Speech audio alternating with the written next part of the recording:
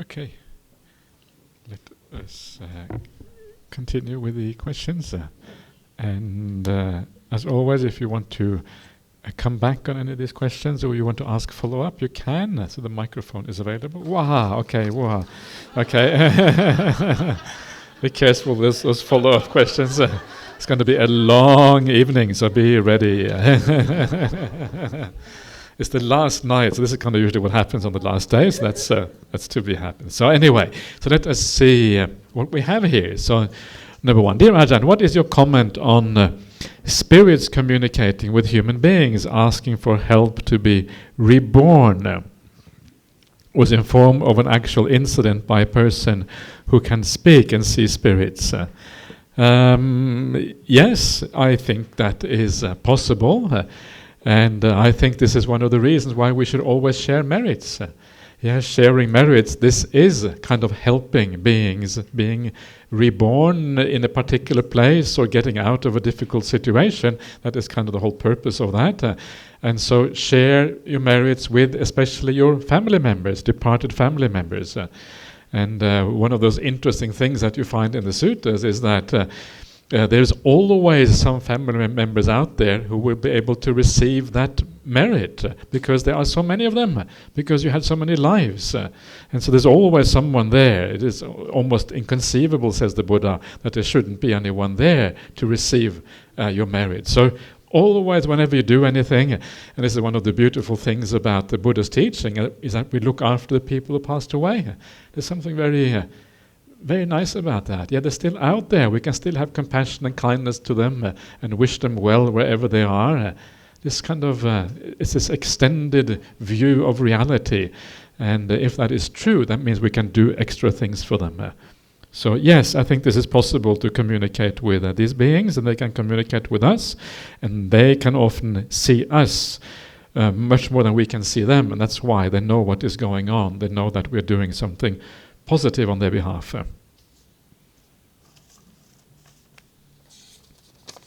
Dear Ajahn, can a layperson attain arahantship?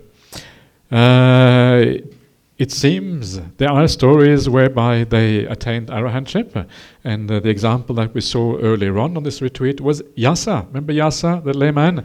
He went to the Buddha he had his golden shoes. Remember the Yasa with the golden shoes? Golden shoes, he went out with his golden shoes. He was a very spoiled young man, Yasa, went with his golden shoes to the Buddha and said, "Oh, the oppression, how terrible it is." And the Buddha says, "This is not oppressive. Welcome, Yasa." And then he became a stream enterer, and as he was sitting there, his dad came, and then the dad came, he became an arahant when the Buddha gave a talk to his dad. I think that's a short version. I think the long version is probably a few years in between, but that's kind of what it looks like in the suttas, contracted to the bare essence of what was going on. So according to that, it seems to be possible. But the point is that the moment you become an arahant, you're no longer a layperson. You have given up the fetter of householdership. You are mentally a monastic. So because you are mentally a monastic, you go and ask for ordination, probably pretty much straight away. And if you don't ask for ordination, then you kind of just leave your house and go and live in a cave somewhere or something like that, like the Pacceka Buddhas or something. Well, if you're on your deathbed, then you will die.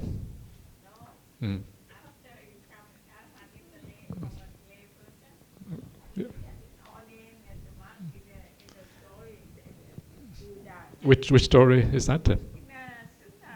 Nola.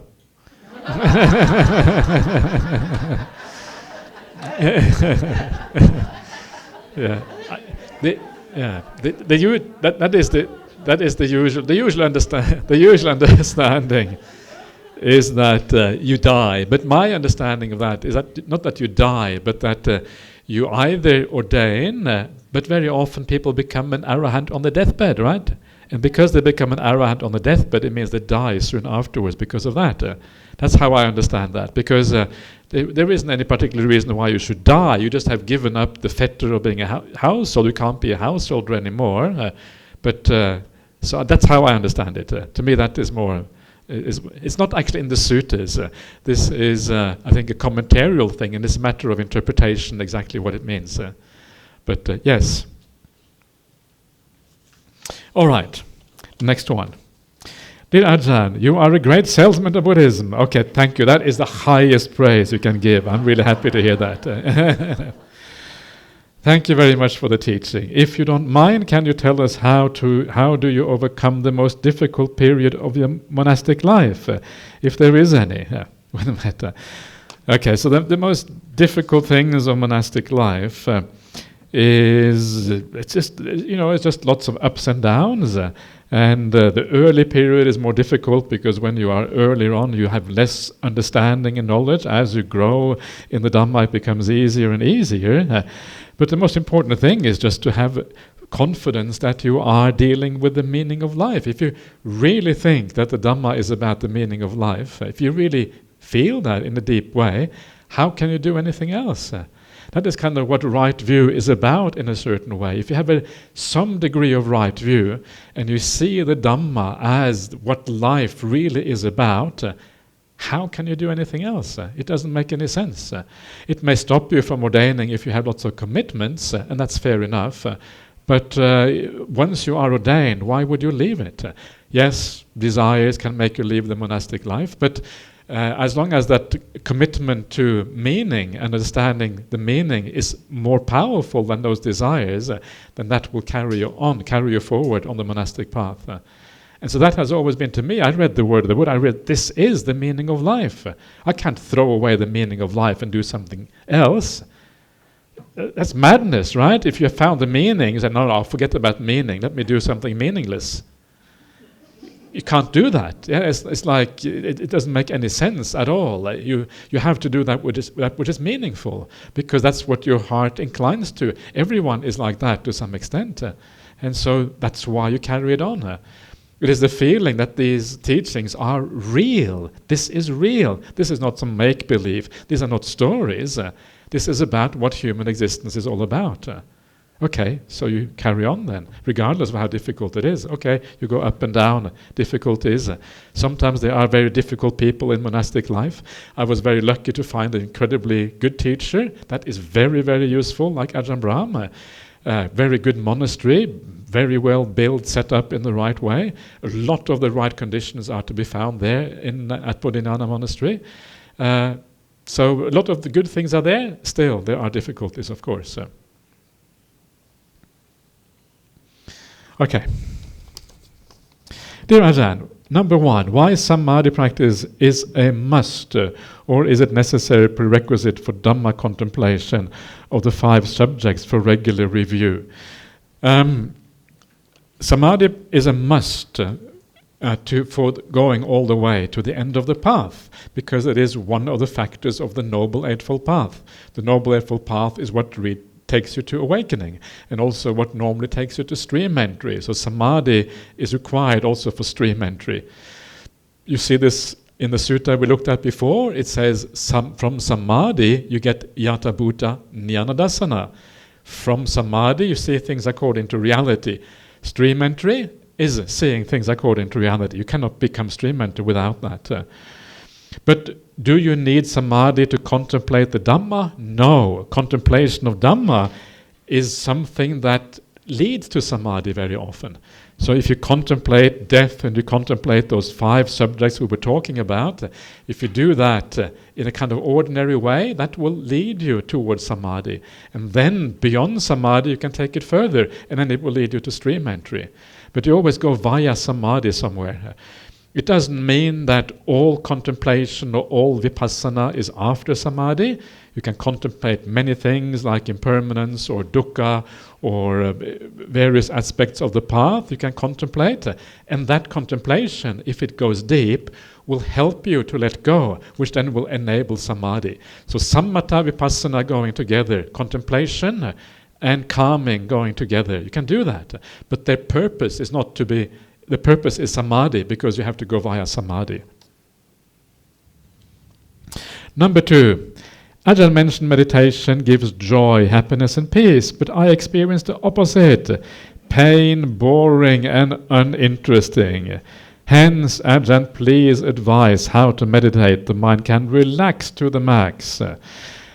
So don't do anything. Yeah, how do you relax at night when you want to go to sleep? You sleep, right? So how do you do that? How do you go to sleep? You relax. You don't sit there saying, go to sleep, now. You're forcing yourself, pushing yourself to go to sleep. It has the opposite effect. It makes it even worse. And you stay awake. It's finally when you go to sleep, is when okay, now, finally go to sleep. Yeah, it's when you relax, that's when you go to sleep. And in the same way, it is when you relax that you meditate. So go all the way to the door of falling asleep without going to sleep. Yeah, that's how you kind of relax to the max. Or you die, you're on your deathbed, you're going to die. Okay, there's nothing in this world that is interesting, you're just lying on your deathbed waiting to die. That is how you meditate. Lie on the deathbed, right? Die to a few things. Die to all those silly things in the world. Let those go. Dying to them just means letting them go. And as you do that, you become peaceful. Just like that person on the deathbed becomes peaceful if they know how to die well. Learn. Meditation and death are so closely interwoven with each other. Using a death contemplation to help you meditate is very powerful. Both are powerful instances of letting go. Use that to your advantage. Go to your armchair after a long day's work. Again, what do you do when you go to that armchair after a long day's work? You come home exhausted, you sit down, or maybe you lie down on your bed. You may not fall asleep, but you lie there just breathing, exhausted, feeling really tired. And you allow the tiredness to dissipate and the energy to re-arise in your mind slowly. What do you do when you are exhausted and lie down? You don't do anything. That's the whole point. The whole point is not to do anything, just relaxing. That's kind of what it is about. That is meditation for you in the beginning. Just relaxing, just being. Not meditate. That's the last thing you should do. Because if you meditate, it means you're trying to do something, watching the breath, whatever. Forget about all of that. Just relax. Think of it not as meditation. Think of it as relaxing time, rest time. Sometimes we just need to change the vocabulary a little bit to kind of be able to relax properly. Allow the energy to return to the mind. Allow the brightness to come back. Reflect how delightful it is not to have anything to do in the world. Nothing to do. Just sitting here, enjoying the good company, enjoying the beautiful suttas, being a friend of the Buddha, allowing the Buddha's teaching to arise in my mind, rejoicing in the good things that I have done. What can possibly be better? The answer is nothing can be better. You are now reaching those things that are really meaningful in life by contemplating these things. This is how you bring in the joy, you bring in the letting go, you bring in the mindfulness. Everything okay? Yeah, okay, good. You bring in all of these kind of things. People are relaxing, that's good. So, so that is how you do this gradually. Most people try meditation, try too hard, and that is a problem. After a while, after you go on retreat and you chillax for a few days, and sometimes you can sit down and the breath may come very quickly, etc. So it all depends on the situation, the circumstances. Number 3, my friend gets bad treatments in the office, a lot of scolding and verbal abuse from her 3 bosses. 3 bosses. Usually you have 1 boss and 3 people underneath. Here you have 3 bosses and 1 underneath. Okay. Hence, she develops a lot of ill will towards her 3 bosses and doesn't believe practicing Brahma Vihara since she is the only Buddhist in the office. Well, that is a good opportunity if you're the only Buddhist. These other lost souls, have compassion for them because they don't know what they're doing. They don't have the same opportunity to practice the Dhamma if they're not Buddhists. For them it's a bit rough for those people who are not Buddhists. That's what I reckon. Ajahn, please give her guidance so she doesn't give up Buddhism. Thank you, Ajahn, for your esteemed advice. Sadhu, sadhu, sadhu. So, you don't give up Buddhism because your bosses are difficult. That's kind of the wrong way of looking at things. And she is maybe the only one in the office, but it's not about, when we think about spiritual practice, we need to think about what is realistic, what is the truth. And to me, the Dhamma, the teaching of the Buddha, was always the thing that was most close to the truth. You read the suttas, you read about the idea of being kind and giving good results.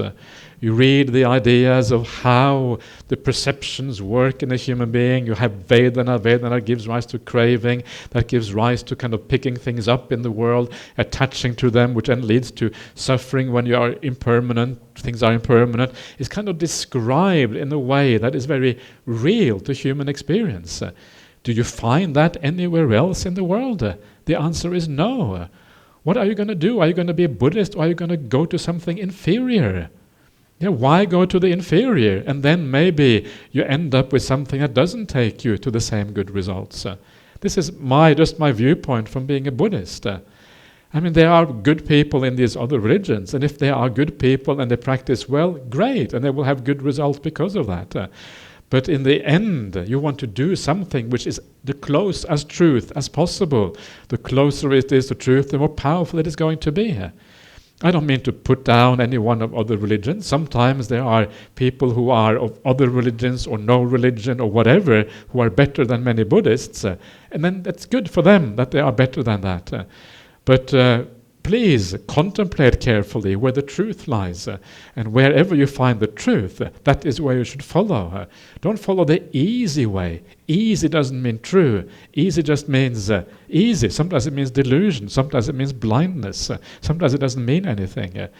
So she should have Brahma Vihara for these three bosses, precisely because, in part, because they're not Buddhist, but even more so because they are just practicing wrongly. They're giving her a hard time.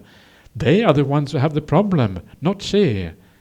Yeah, they are the ones who are going to have to bear the consequences of their stupid conduct. She doesn't really have to bear that. She can just, feel compassion for them again. All of those things that I've said throughout this retreat really relates to her in this kind of situation. Ill will is never the answer. Ill will doesn't solve anything. What solves things is always kindness. That is always the path forward. All right. Okay, quick. Next question. Dear Ajahn, since it is stated that the Sakadagami is a once returner, i.e. in the next life they will attain arahantship, maybe, then is it correct to say that one should aim for this stage of sainthood in order to be reborn as a human being in the next life? Once returner does not mean that you are once returner to human existence. It means you are once returner to the sensual realm. That's what it means. So you can still be reborn as a deva. It is not obvious where you will get reborn. That depends on your karma. And will you become arahant in your next life? Not necessarily, because you are once returner to the sensual realm. You can then go to the Brahmaloka after that, and then hang out in the Brahmaloka for a few eons before you become an arahant. So there's all kinds of possibilities. But don't aim for anything. Forget about aiming. Instead, just do your very best. Aim to be the best possible person you can. That is what you should aim for. Just be kind, just be good, and then things will happen accordingly. Dear Ajahn, number one, do all the once returners, are they all reborn in Tusita heaven? No. Why are most of them reborn there? I don't think it says anywhere that most of them are reborn there. I think they can be reborn anywhere in the sensual realm except for the lower realms. But according to tradition, the future Buddhas are reborn there. Maybe? Not sure. Paranimitta Vasavati question number 2, are often described as the gods who delight in the creation of others. Do they then control the Nimanarati Devas, the gods who delight in their own creations? How do they control other devas?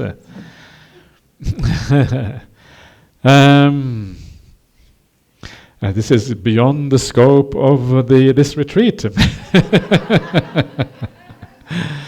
So,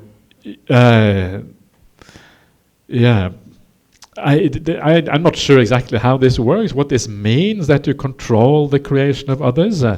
Maybe it means that you can delight in those creations. I don't necessarily mean that you kind of go in and actually steal it or anything like that. I don't think that's what it means. The Nimanarati Devas are the second highest realm in the sensual realms. They are very high, so very unlikely that they will be controlled by others. They probably are themselves they're obviously very creative. They delight in creation.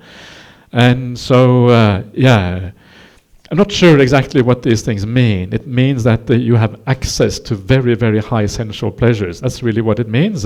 Beyond that, I don't really know. So, okay, number 3. How do the Arya Devas practice the Dhamma in the heavenly realms? The Arya Devas, because they have the Dhamma within, they will naturally incline towards the Brahma Viharas, incline towards kindness, incline towards all the good things, to contemplating impermanence and what have you. So they will be like any Aryas anywhere. There will be there will be a natural contemplation as a consequence of knowing the truth and having right view. So you're just inclining in the right way. This is the same thing with the Aryas here on. As human beings, they may not practice very hard, but the mind anyway, even if they don't practice very hard, the mind inclines towards that. There were lay people who were stream enterers in the suttas, and the mind just inclined towards the Dhamma, even if they weren't practicing, even if they were living as lay people.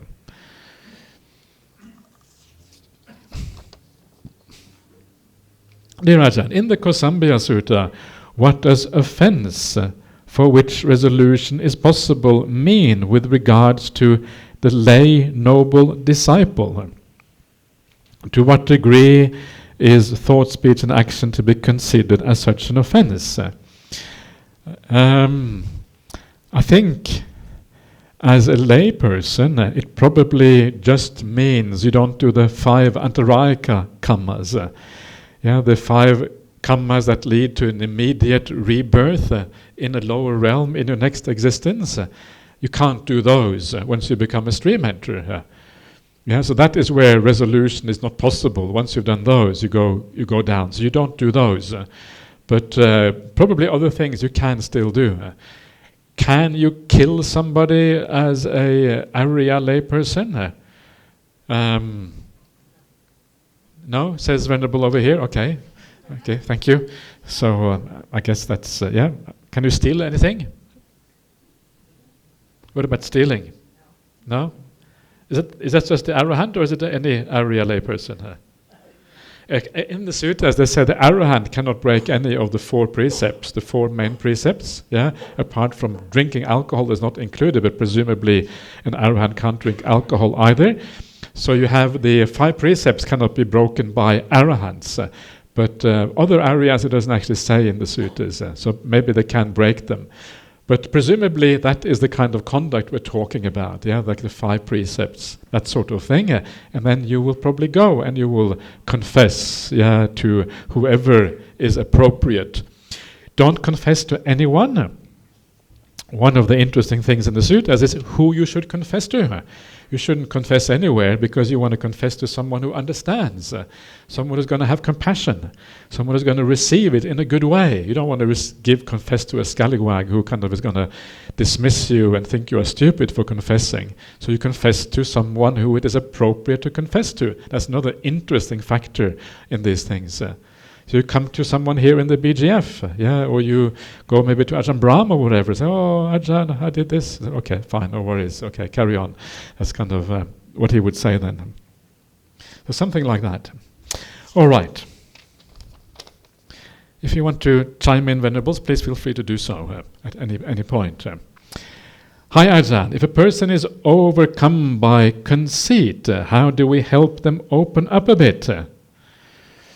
I don't know. I have no idea. How do you help them open them up?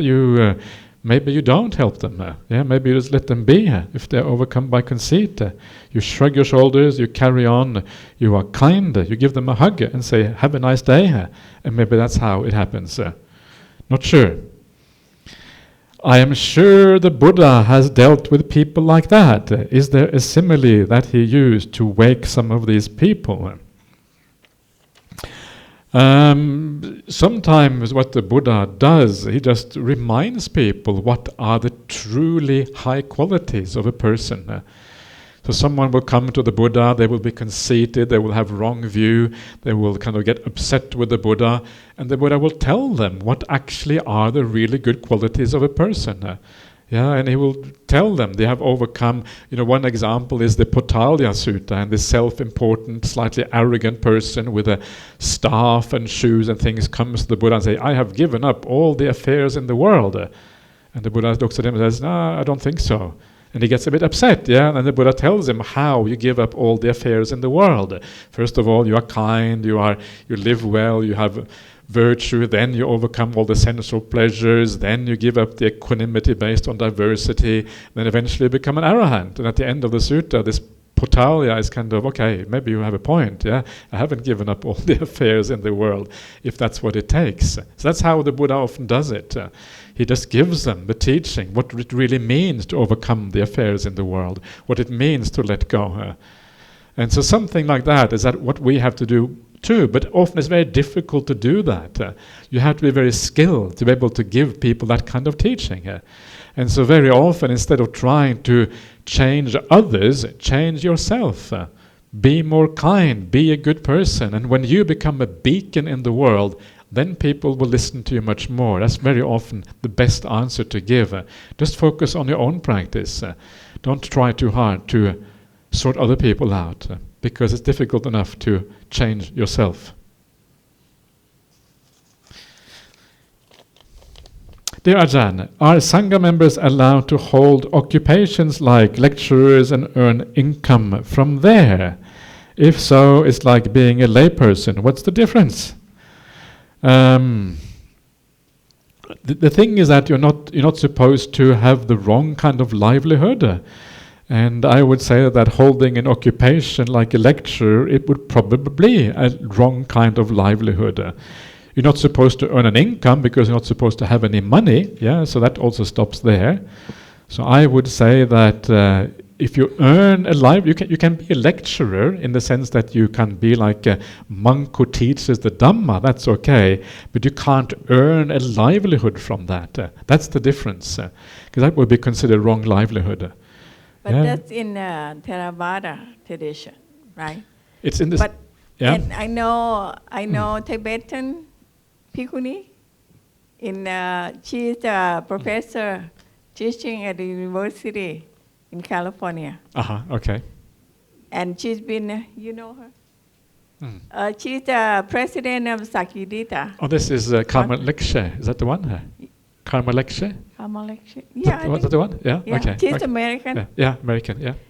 Yeah. And also another Bhikkhuni in the Mahayana tradition. She graduated with her PhD, and she's working at Harvard University. Okay. But they don't call it salary, but she calls it stipend. They call it stipend. Okay, stipend, okay. Okay. Yeah. So what you just said is just strictly Theravada, I guess. I don't in know. In other tradition, they are, yeah. I mean, if they are Theravada monastics, monastics could do it as well. Yeah, these things. Yeah. And just because they do it doesn't. In other tradition, they don't go out for alms for food. Yeah. So they have to eat and they have to find food somehow. Yeah. Right. Yes, true, they do these things, but of course, ideally, all monastics should follow the Vinaya, because that's kind of, that's the foundation for monastics. Vinaya is only strictly Theravada? I don't know about other traditions. No, all traditions have the Vinaya. The Vinaya is the same for all traditions, except that they practice it differently sometimes, or they interpret it differently, or whatever. But, ideally, all monastics should do that. But I think in all traditions, Theravada, Mahayana, and Vajrayana, of course, there are people who do practice live as lecturers and make a living. I think that's in all traditions. And also in Mahayana, they grow their own vegetable. They food and stuff. They cook and they drive and they eat 3 meals a day. Yeah. True. So what you said is only Theravada. tradition, I think. Yeah, maybe, but it depends. I think it depends. Mahayana is just like Theravada; it's very diverse. There are Mahayana monastics who take these precepts very seriously. There are some who don't. They still don't go far. I think maybe I don't know enough about the Mahayana tradition, but I think even in Mahayana there are some who walk for alms, aren't there? Occasionally, No. the Vinaya. Because in China or it was Taiwan, disallowed. in Mahayana, if you go out asking for food, people look down on them. Yeah. So they stop. That's why they should do it. So they don't go out and ask begging for food because people look down on them. Yeah. Okay. It is evolution of Buddhism. Yeah.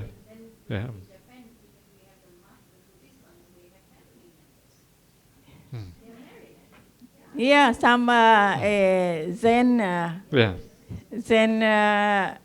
monk, they can be married. They're not monks. They are something else. They're something else. Some sect. They live with their family and all. Yeah.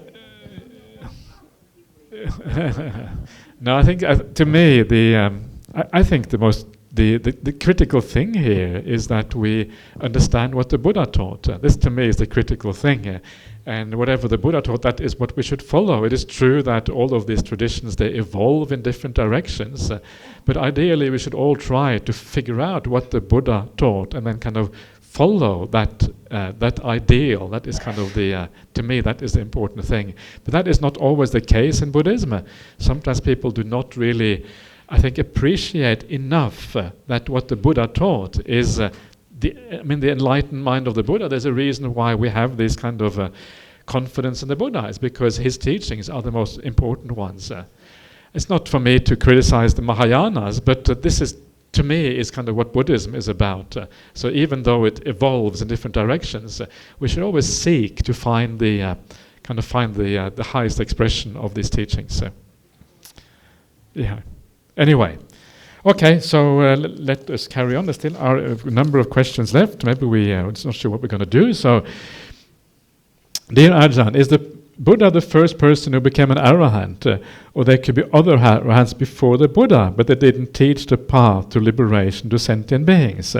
I'm just curious. Yes, you have what is called the Pacceka Buddhas, the private Buddhas, the individual Buddhas. They don't teach the Dhamma, but they can become arahants and enlightened regardless.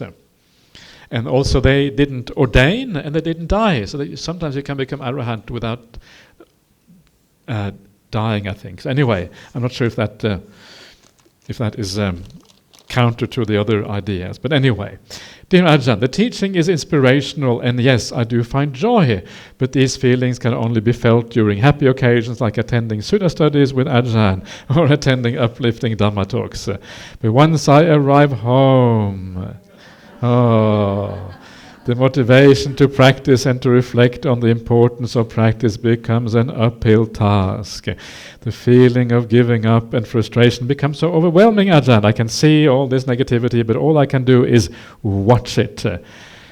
Try to fight it or be kind to those feelings. Didn't help much. My home does not feel like a home for me. To find sanctuary, to rest, heal, and practice. Appreciate Ajahn's advice on this. Yes, I can see that it can be difficult. So at least come here, once or twice a year or whatever. Get an opportunity to go on retreats occasionally. Have a spiritual group, maybe that you can practice with. Maybe you have some friends that you can meet with in a special place, at least once a week or whatever. And then you can meditate together. Maybe you can listen to a guided meditation or hear an inspirational talk or something like that and build up some good qualities. And then you go back again with a bit more uplift in your mind. Or, have a special room in your house that you have big locks on. You lock yourself into that room. And then you listen to a Dhamma talk, you find some inspiration, and you close your eyes and you meditate in a corner for yourself. And don't tell anyone in the whole world what you're doing, otherwise they will annoy you if they know what you are doing in that room. So you have just find little ways of doing little things that are different.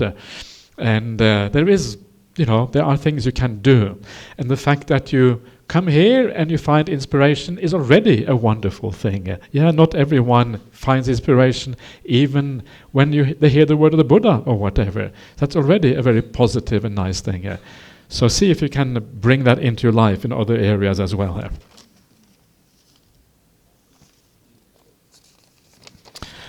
Okay, dear Ajahn, since the Buddha was a real human being, where can we visit his tomb? It's tomb sweeping days, right? So we have to sweep the Buddha's tomb.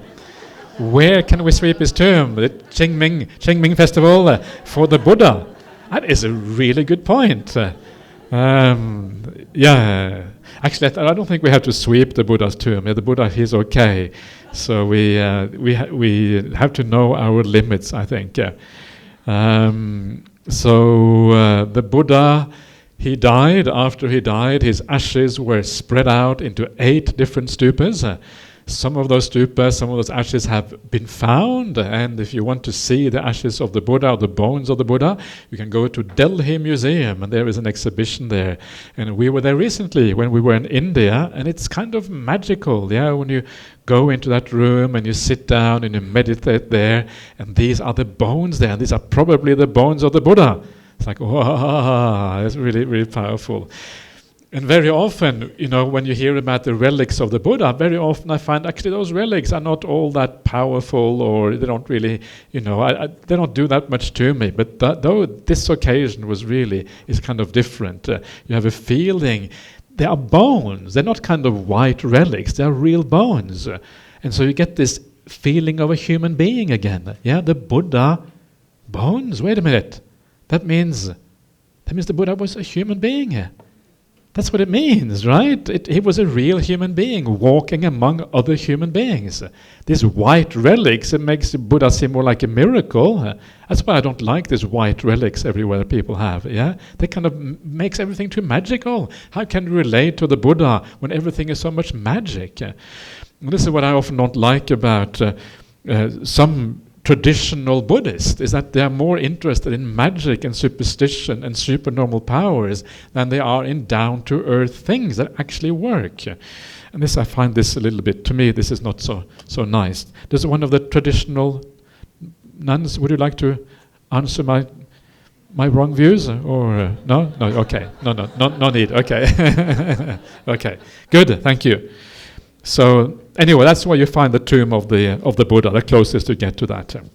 No, what I wanted to add, some story. You add a story, okay, please. The stupa. I went to visit a temple in Chiang Mai, north of Thailand. That I don't know. Remember Ajahn? Ajahn something very. He's very popular in his time, and then a stupa, India. He's really good. India. We went in there, and that his picture. He had his picture, and I walked past. And in the picture, he blinked his eyes. And I look again. He blinked again. Maybe he saw, why are you wearing a robe or something like that.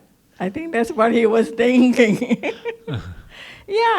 And in the picture, I walk past, he blinked, like this, his eyes, and then I look again, and he blinked again. Interesting. It's not easy to be a bhikkhuni, you notice them. Do you think he was critical? Is that what you're saying? Was he? No, he probably said, well, I'm a woman, how come you wearing the robe? He was surprised. Yeah, he was surprised. Yeah, I think. So, okay. Why,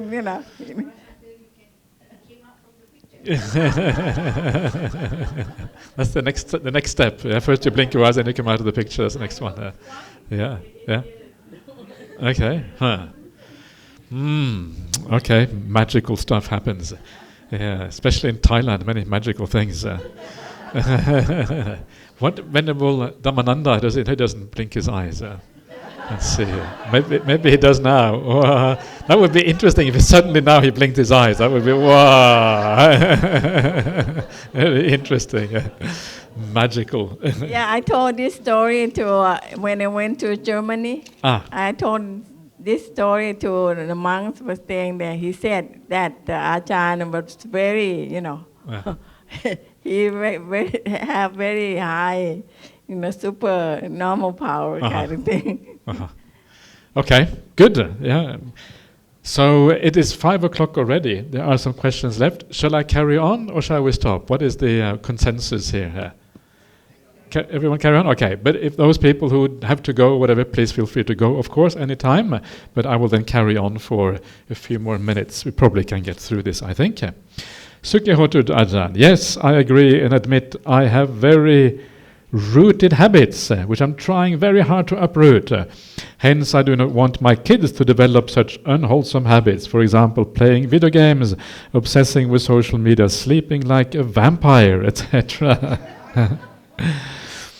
But such habits have been planted since the pandemic. Please advise, as parents, how to help uproot those unwholesome habits in our children without resorting to our tiger parent mode.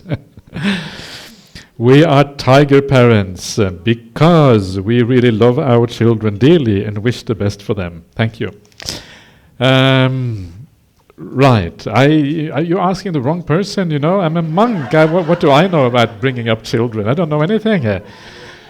All I know is that in the end, the most powerful thing in the world is kindness and care. These are the most powerful things. And if you want a child who is well-rounded, a child who has kind of, all feeling emotionally strong and able to be resilient in the world, that happens because you have given them a lot of love and compassion when they grow up. And that person becomes a person who then goes into the world with a sense of confidence, a sense of ease, and they will tend to be successful whatever they do.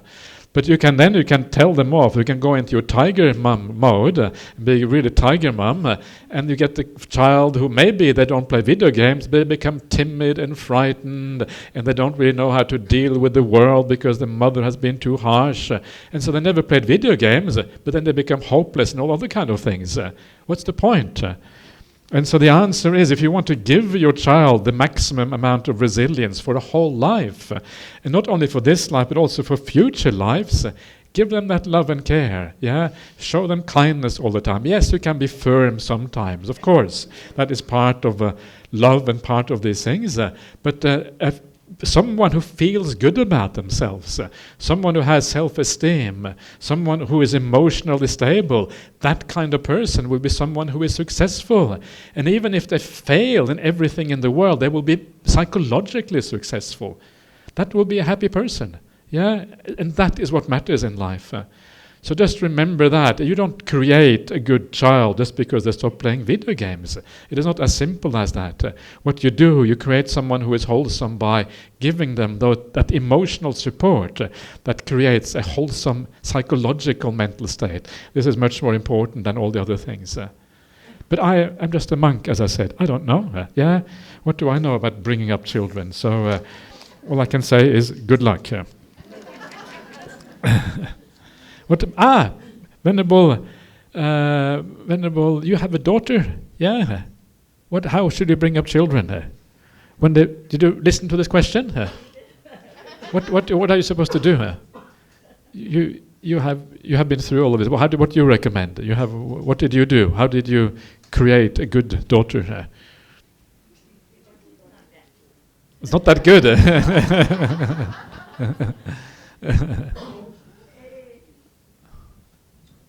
Well,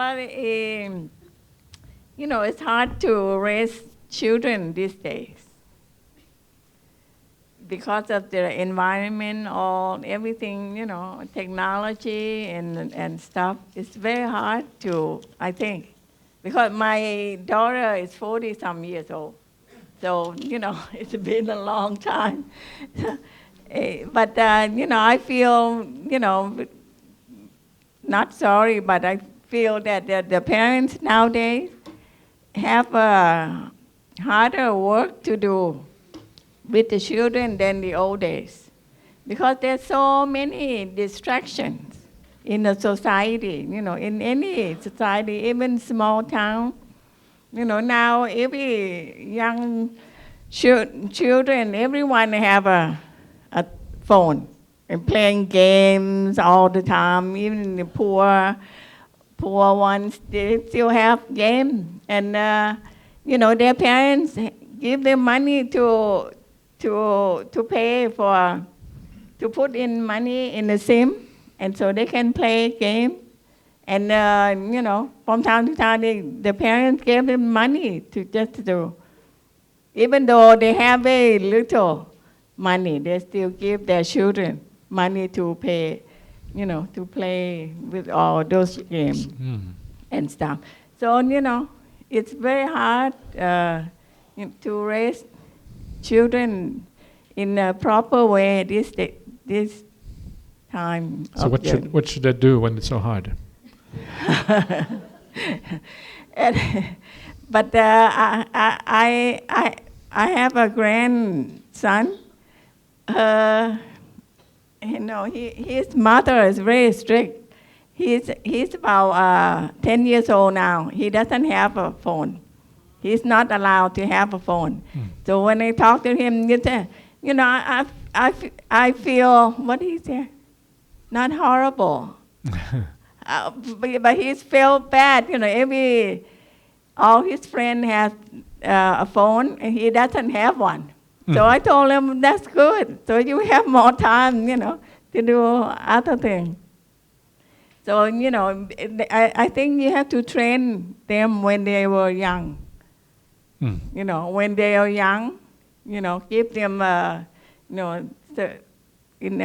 stay within the frame, within the rule of your house, or, and in your society. And start from when they were young.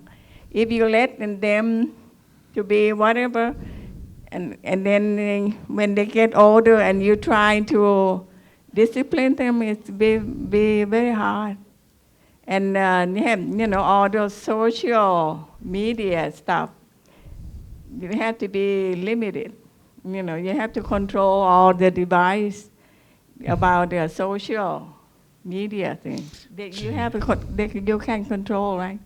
Yeah, in the phone they have you can control and limit, what they can watch. But you have to start early. If you let them get bigger and they already exposed to, other stuff, bad stuff, and with their friends, their classmates and stuff, and then it'll be later on, if you want to discipline them, you want to not control, but, give them guidance, it will be very hard for them to follow. Wow, so difficult. Yeah, so hard. Wow. I'm glad I have never been a parent. I'm so happy when I hear this. Wow, so lucky. I got out of it just in time. Yeah, wow. So this is really tough, yeah. Gee. Okay. So I'm glad I passed that question on to to Venerable over here. Okay. Anyway, so let us just finish off the last few questions here. Dear Bhante, I would like to ask, does upekkha involve the taste of food? I was eating something sour and my face just shrieked. Or if eating something bitter just ruined my meal, should I just eat the things I like? Yes, eat the things you like. That's what I recommend. Yeah, when you eat your food, don't have too much upekkha. Upekkha come afterwards. After you finished eating, then you have upekkha towards food. Only afterwards, because afterwards you don't want the food to linger in your mind. You don't want to think about it all afternoon. So while you eat, enjoy. Then in the evening, when the evening comes, then forget about the food. This is what I do in the monastery. This is what Ajahn Brahm does. Everyone does that in the monastery. You enjoy while you eat. You forget about it afterwards. That is the recommended procedure. Okay. Dear Bhante, I would like to ask how to do contemplation. Is it like sitting down while wondering, reflecting, or is it like every step you go down the stairs, you think old age, death, sickness with every step? It is more like, it's not really like that. Remember, one of the problems with, I think, many spiritual methods is that we try to create a method out of it, a particular way of doing the contemplation. Go back and forth and say, I will die, that's for sure. I will die, that's for sure. But it doesn't really work, yeah? It doesn't bite. It's more important to think about it. Actually, okay, I'm going to die. I know I'm going to die. I don't know when I'm going to die. Yeah, I could, I could die when I walk out of here. Why? I could fall down the stairs. Could I fall down the stairs? Yes, I could actually fall down the stairs. People do that. You can read about in a newspaper people falling down the stairs. You can read about people dying in traffic every single day. It could actually be me. Could it be me? Does it really feel like it could be you? Try to think of it, see it, so that it can actually be you. Remember, everyone makes mistakes. So the idea is to contemplate death, to make it real, that you can die at any moment. If that works by going down the stairs and saying, I can die, whatever, then do that. But I think it has to be a bit more, you have to live it in a bit more full and complete way for it to work. So you walk back and forth, or you, when you are on the retreat or whatever, or you may be walking when you go hiking with Bobby in the woods or whatever, yeah, you do some contemplation while you do that. You don't walk at a normal pace. Don't walk with me, that's too fast. Walk, because it depends on, just enjoy the walk, yeah, and then reflect on death.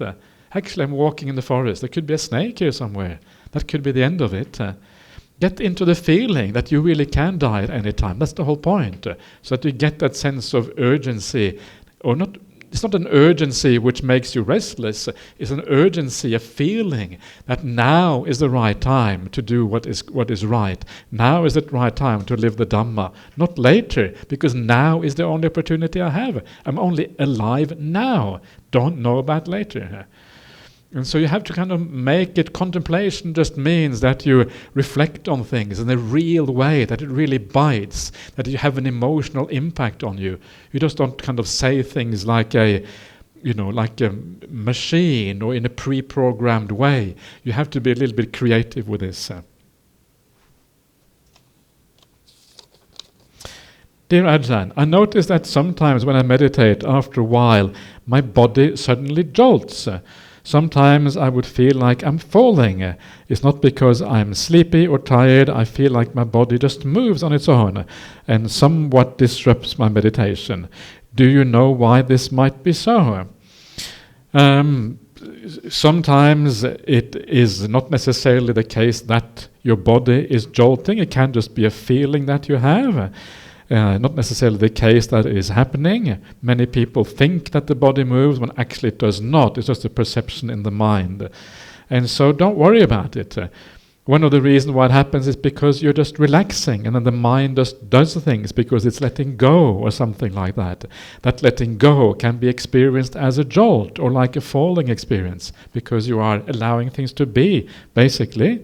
And so don't worry about that. As long as you're feeling good mentally, as long as you don't feel disturbed, angry, feeling confused and all of these negative things, as long as your emotions are stable and not going downhill, then you are okay. It is the feelings that are the most important things. Feeling right, that's what matters. What the body does is kind of irrelevant. So don't worry too much about that. If you, however, you start feeling confused, or you get upset, or having strong desires, or your mind isn't in a good space, that's when you should come out and stop, because that's where it can go really wrong. With the meditation. This is where some of the meditation teachers teach you some very bad ideas. Like you say, "Oh, it's going really bad," and they will say, "Just carry on sitting." No, don't do that, because if you do, you can end up with some serious psychological problems. So if things are going wrong, stop. Don't do it. Come back later on and try again later, next day, next week, next month, or whatever. Sukhi hotu Ajahn. May you be well and happy. That is very kind of you. I appreciate that so much. Isn't that nice? May you be well and happy. May you too be well and happy. Don't know who you are, but may all of you be well and happy. It's wonderful to share these things. I am torn between world responsibilities, commitments, and the pursuit of Buddhism.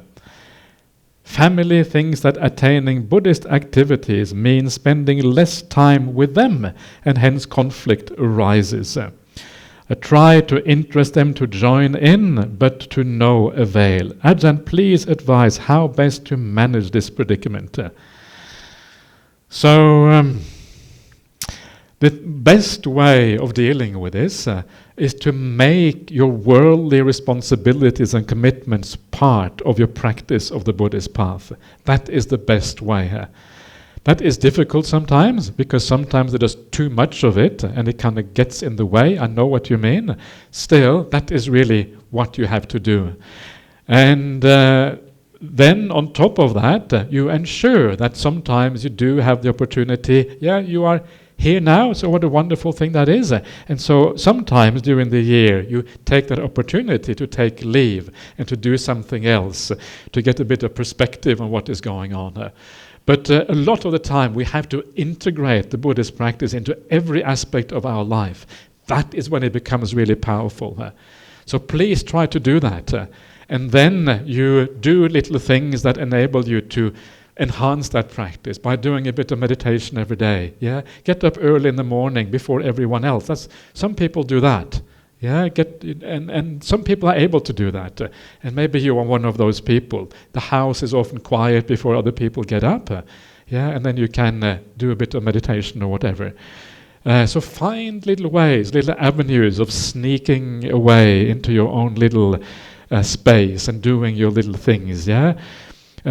Go to your friends and do some meditation with them once a week or whatever, something like that. Just do something online very briefly. One of the nice things about having the internet now is that we can join meditation groups in Perth, right? Sit with Ajahn Brahm for half an hour on Saturdays or whatever it is. That's already quite useful, and it's quite short. It doesn't take a lot of time when you do that. So find little loopholes, but most importantly, bring Buddhism into every activity that you do. Then you can make quick progress, even when you have lots of responsibilities and commitments. Difficult to do, but if you really try, I'm sure you can make something out of that.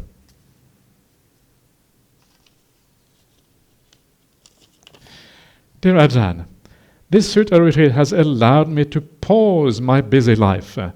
After this, I would have to resume my daily life. Probably. Not necessarily, you don't have to resume if you really don't want to. You can just jump off you feel like the hamster running on the wheel, jump off that wheel. The hamster just goes round and round and round, forgetting that there is a hole in the plastic on the side, just needs to jump out of that hole, and you're off the wheel. So if you want to jump out of the hole, let me know. I feel fearful of returning to daily life on Monday. What should I do? When you return to daily life on Monday, it is an opportunity to do things differently in your daily life. It is good that you are fearful, because it means that you understand that there is a distinction between your daily life and what we do on a retreat like this. You have understood that already, but there is an opportunity there. The fact that you are fearful means that there is an opportunity.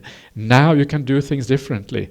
When you go into your office on Monday and you carry on with your ordinary life, whatever that is, then be careful. Go slowly in. Feel the atmosphere. Don't kind of barge in for all the things that I've done before. Go in slowly. Ask yourself if I can do things differently from the way I used to do things. You walk slowly, you observe what is going on. Be more observant. Rather than being the agent in that life, be observant. Maybe I can look at this office life, family life in an entirely different way. I can look at people with the eye of kindness. I can have more compassion for the people in my life. Maybe I can do something straight away which is nice. Don't interact straight away. Hold back. Walk back gently and carefully, and then something will happen. You will see things in a new way. Every time you go on a retreat is an opportunity to reset, an opportunity to do things differently. And that is what you have the opportunity now on Monday when you go back into that regular life again. To see what you can do. Opportunities open up. Be careful to become a person of too many habits. Habits stifle your creativity. They stifle your ability to do things in new ways, obviously. So don't be too habitual a person. Break some of those habits. Do things in new ways. Be a rebel. Okay. Dear Ajahn, should I be disappointed with my family members who do not value family gatherings, e.g. gathering for dinner and eating together? Should you be disappointed? No, you should have compassion for them. They do what they think they should be doing, and I agree that family gatherings for dinner is a nice idea, and I would certainly, if you're having a family, I think that's a good idea instead of everyone doing their own thing.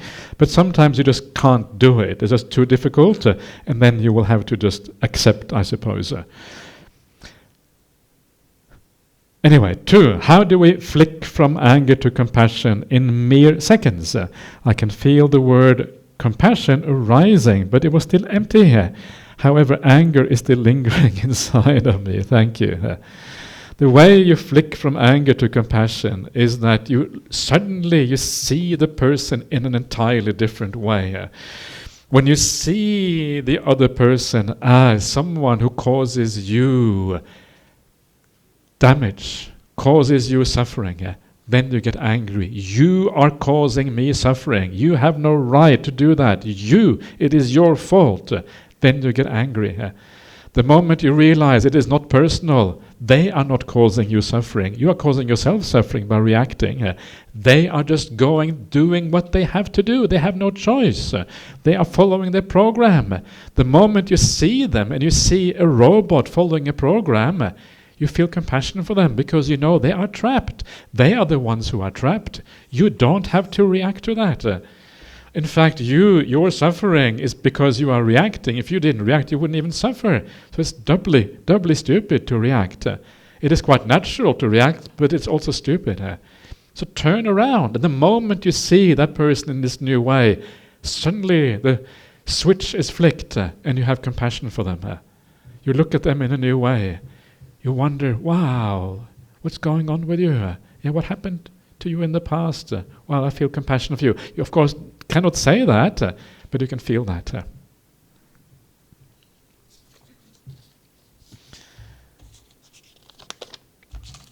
Okay, it's going down. That's good news. Okay, so, dear Ajahn, number 1, when meditating, my mind is like a puppy happily wandering around.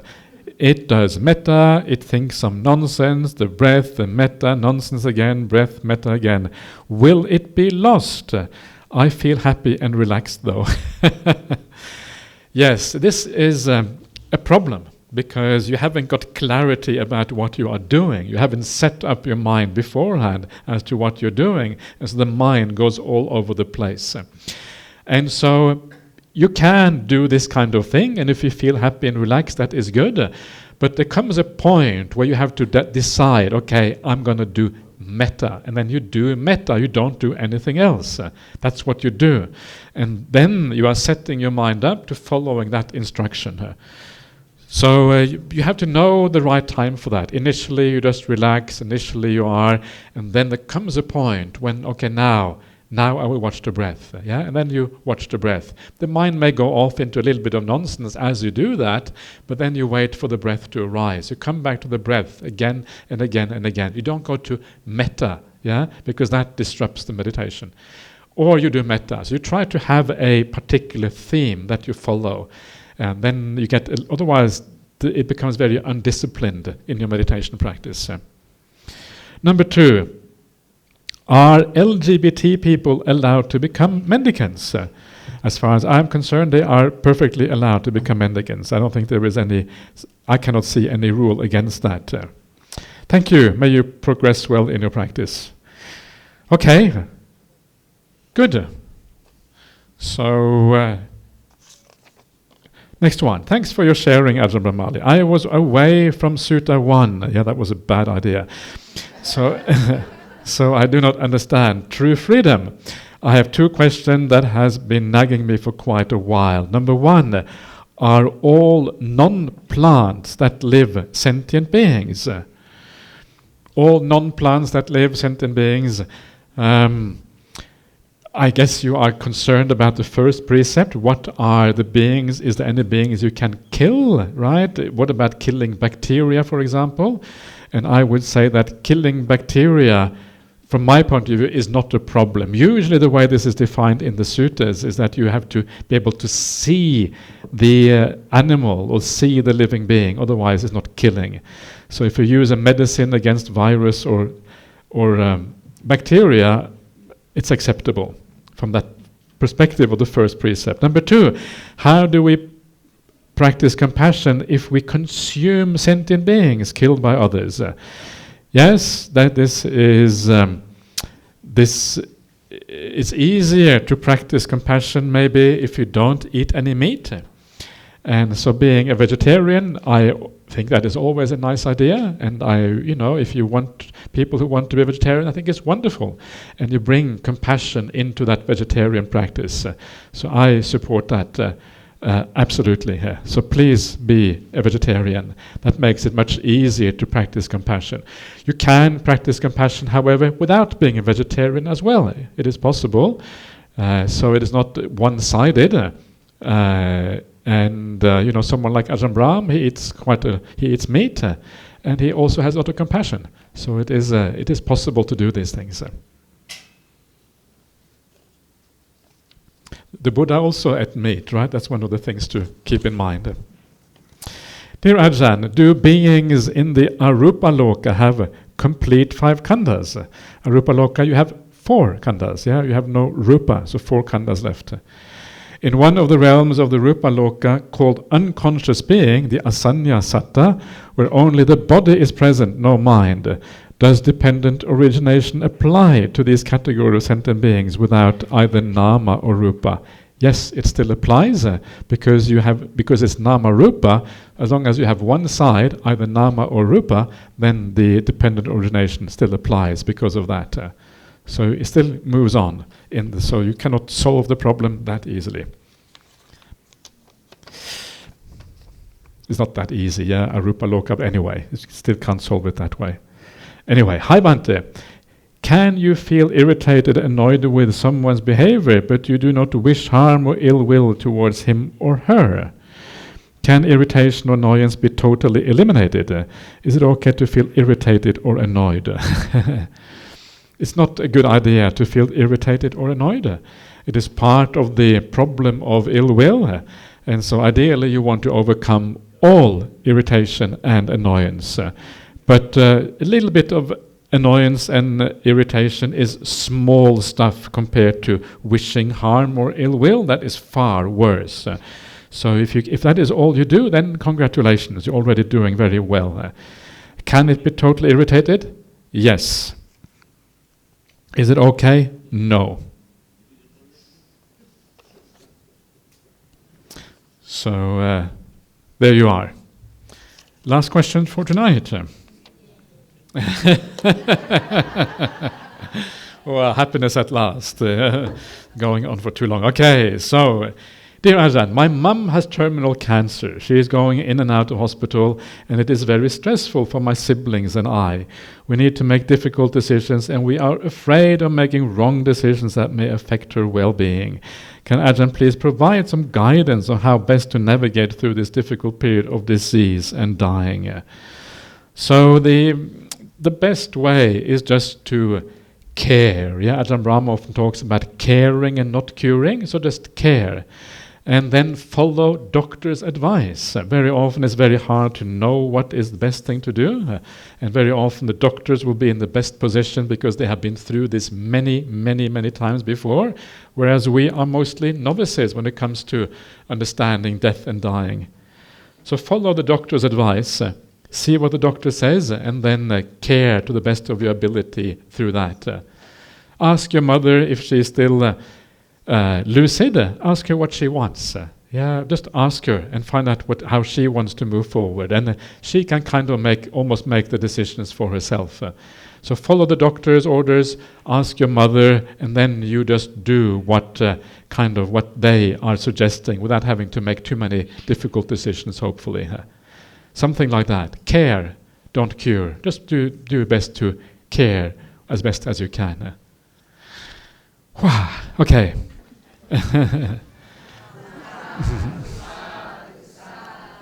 And now we have to do the sharing a merit.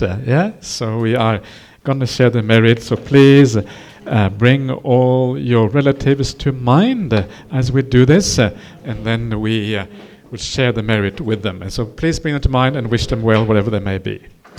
So here we go. Edang men yati nang hotu sukita hontun yatayo. Edang men yati nang hotu sukita hontun yatayo. Edang men yati nang hotu sukita hontun yatayo.